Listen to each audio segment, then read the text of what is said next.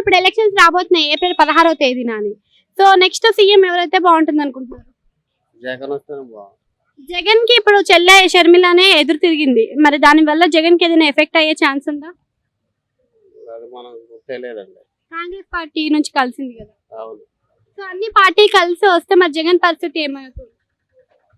జగన్కి ఏం కాదు. మరి జగన్ పరిపాలనలో రౌడీ రాజకీయాలు ఉన్నాయి అంటున్నారు, ఎంతవరకు నిజం? లేదండి, లేబర్ బాగానే చేస్తారు.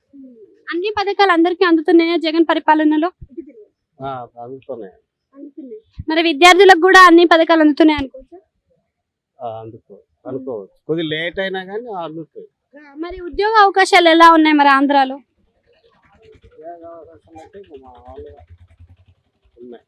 చంద్రబాబు నాయుడు మరియు మరి పవన్ కళ్యాణ్ ఇద్దరు కలిసి వస్తున్నారు కదా, అలా కలిసి రావడం వల్ల మరి జగన్ కి ఏమైనా ఎఫెక్ట్ అయ్యే ఛాన్స్ ఉందా?